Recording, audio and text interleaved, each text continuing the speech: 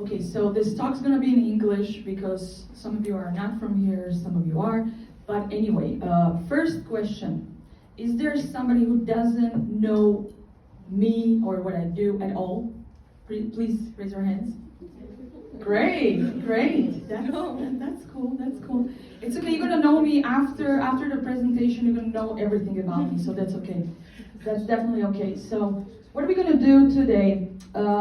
First, when they asked me, it's like, yeah, come to say your story. And for me, my story is very, let's say, basic, but for some of you, it might be interesting, so I'm really pleased to share it with you. But the main topic and the theme of my talk today, or the main topic or theme of my life, is actually, am I jack of all trades or master of none? That's a dilemma that I'm going through all my life. Like, should I specialize into something very deep and be in it for 10, 20 years and do it really well all my life? Or should I do broad and general stuff that's gonna connect everything and I can do whatever I want in my life? So, let's really talk about what does it mean to be generalist and if it's okay to be a generalist in this life. So I'm going to tell you about me, how it started, what kind of education I got, work experience, life experience, personal skills, and how it brought me where I'm today. So first question, or first thought, how does a tennis player become a TikToker?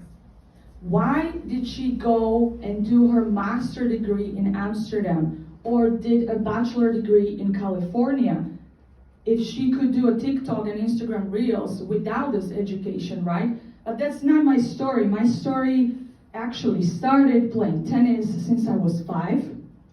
I was 64 in the world under 18, so junior, I didn't make any money. That's bad. And I was 583 in WTA. So pretty much I was okay, but not great enough to make actually money in tennis. So I was like, what am I going to do?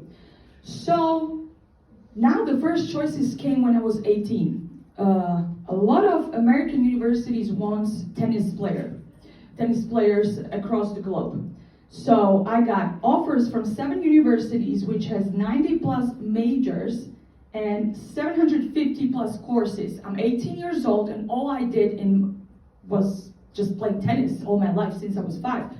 So what am I going to do? And I'm going to be doctor, lawyer, or marine biologist. That was actually a major in California. I was like, okay, I can study dolphins, but I don't know if all my life, So let's just pick a marketing. So I picked the marketing, but my actual goal was making movies. I picked Cal State Long Beach University, where actually Steven Spielberg graduated, just because I wanted to direct TV, movies, and actually take major, which was called TV and movie production. But I was playing tennis and I couldn't study the TV production because the practices were crossing the schedule. So I was like, what am I gonna do if I'm not gonna do TV and movies? So I did, which was super close to TV, and that was marketing. I did advertising with minor and major, and I was like, okay. And just to let you know that in American universities, which is great about that even if you study marketing, I had to take courses like stats, finance, accounting, all. Like, I hated that. I don't really like math, but I had to take it, and it was super great because now I can do budgeting. I don't need to, I don't need to do just the creativity part, but I can do also the other parts because it was so general. The education in US was so general that it gave me advantage across other creative people.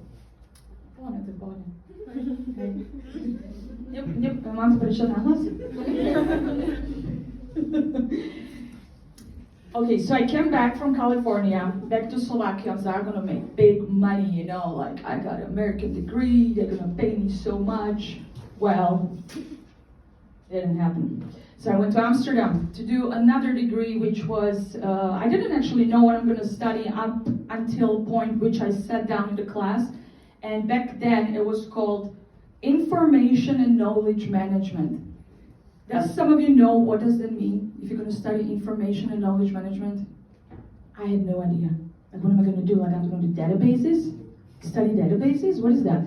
Actually, it turned out as a grade major, and actually it was renamed as a digital business and innovation. I did my master thesis in Instagram and how Instagram affects brands and how people affect brands on Instagram. Super cool. I can give you then the link to my PhD, not PhD, but a master thesis. However, while I was studying in Amsterdam, I got to experience the most humble jobs ever. A waitress, and I was running floor in Zara. Zara in Amsterdam, I'm gonna tell you, it's one of the busiest places on earth. Erase Disneyland, erase Warner Bros, Parks, whatever, Legoland. No, Zara at Christmas, broken legs, okay? I was working there, and this gave me so much experiences to life that no school can give you that.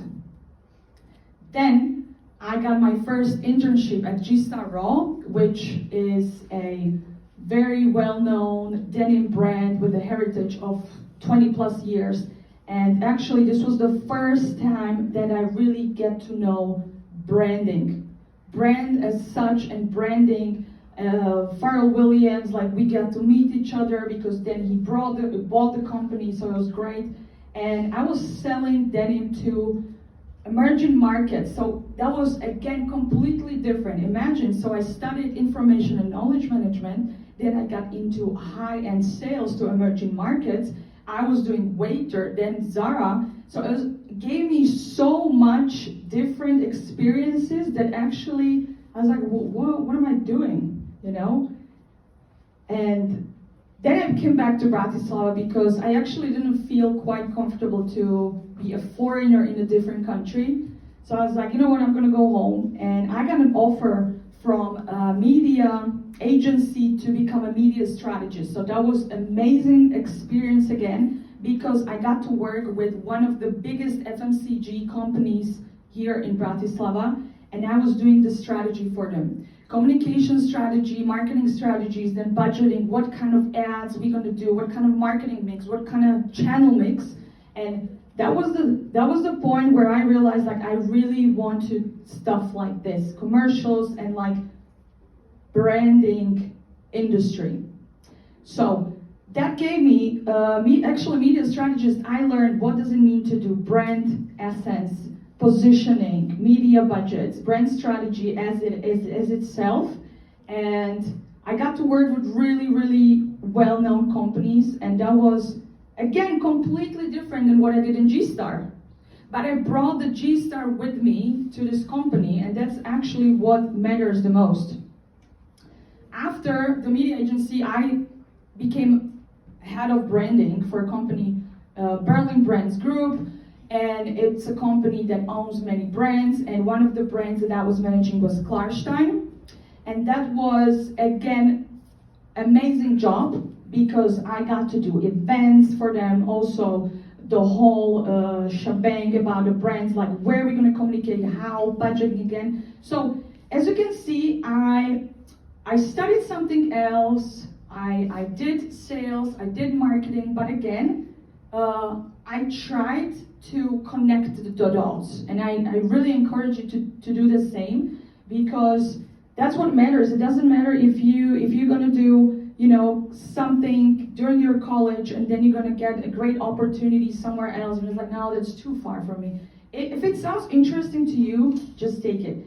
Work experience, what does it mean, you know? So I did my first ad campaign for Klarstein, then I did a huge event for 500 people in Berlin. That's how I got my first experience with making events. And actually, just because of that event in Berlin, I just last week organized my own wedding for myself, and that was such a great event and everything. And I literally took all my, let's say, skills and know-how from that event we did in Berlin, because we even did like branded tattoos and like cakes and then like gifts. And I was like, what can we do for our guests? Like, can we do that and then? And it was like, how did you come up with that? So, you know, it's like, yeah, I have experience. So So I'm trying to, connect it even with my personal life. And then I started my own project. It was called Bowling Club, and it was for athletes who didn't know what to do after their sports life was over. Because that's quite a crisis if you think about it. Like, imagine you do hockey, soccer for 20, 50, or 30 years, and it's like, okay, what am I going to do now? Like, can I do something? So you need a whole re-engineering of yourself. And we were helping athletes to do that. But in Slovakia, it wasn't that demanded. So we're like, okay, we're going to pause the project. For me, work experience is that I even did this year, I did my makeup course, because that's also valued. If I work with brands and companies and we do some shooting for commercial, I can check the makeup, Did you do it well? Okay, great. It gives you the whole picture, and I think that's what is amazing to be a generalist, actually. The upper picture is actually an event it's called Working Moms, and I was organizing this events for moms who actually were struggling. It's like, how can I work? How can I be a mom? And we were just connecting, and that could count as an event too, So let's say the experiences with my project for former athletes, all those YouTube and presentations and the media skills transferred to what I'm actually doing now. And let's call it Instagram comedy, which I really, really like, because if I look back, I always loved fun, and I always wanted to make movies, and I did commercials and stuff like that. And I was like, so I was on maternity leave, and I got a little bit bored for 2 hours, because that's how much you get bored on maternity leave. I was like, what am I going to do? And I got this strong insights, from US comparing to here, Slovakia, and then also the insights you actually do as a marketer if you try to do a market persona. Some of you know my character, Janeta. She's actually, character that would be great for market positioning and market persona. So I got it from marketing. So all my videos from Instagram Reels and stuff like that, I look at it from a marketing point of view, what that person wears, how does she behave, what would she say about that and that, So I actually brought to that comedy my marketing skills. And also, if I'm not going to talk about other stuff, the media strategies gave me also a huge advantage to this Instagram world. And then the traveling, I did travel a lot with tennis, so I have those insights from US, from traveling, from tennis. So it all was greatly connected. And so how my passions are actually connected to what I'm doing, So organizing, comedy, film, TV, and writing, those are my really strong passions among other hundreds. But let's call it like this. And they're all connected. They're all connected.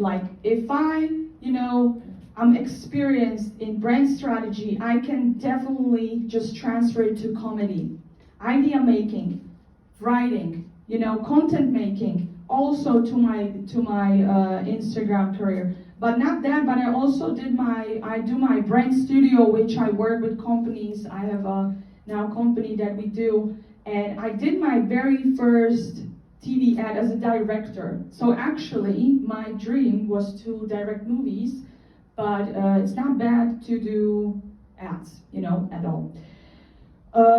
Also, my experiences from all that presenting for my project for tennis athletes gave me a huge advantage to, let's say, if I'm invited to Telemorning, then I don't feel nervous, because I have hours presenting from here and there, and that gives you definitely a huge amount of practice to what you're going to do next.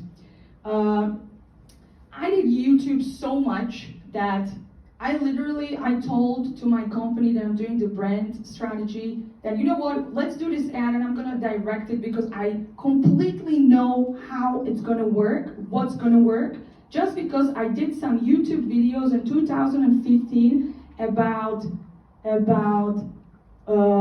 ice bathing. You know, like you just bring whatever you can, what you did in your past.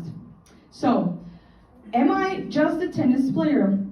Am I a waitress? Am I just a brand strategist? Am I a director? Am I just a mom? Am I just let's say a basic, you know, Instagram person that makes money off Instagram? I don't think so, you know, because all of those things gives me a freedom to choose whatever I want to do in the future. I don't know what I'm gonna do exactly in 1 or 2 years or in 10 years, you know, but all I know is all those events that happened to me in the past were super connected, and I try to transfer those skills whenever and wherever I can. So my question or my challenge to you is to think about it, whether you feel like being a specialist or generalist and what that would give you in your future. Because also I read so many articles, and I'm not trying to pursue it if you are a specialist, and no, don't be, but most of the CEOs of the companies are generalists, because you need to view the problems and everything from a big point of view, and you need to have those experiences and solve the problems from different aspects. So, jack of all trades or master of none. And that's it. That was my life story and my, let's say, personal story. And I hope I inspired you somehow. And thank you for your attention. I think that we have plenty of questions.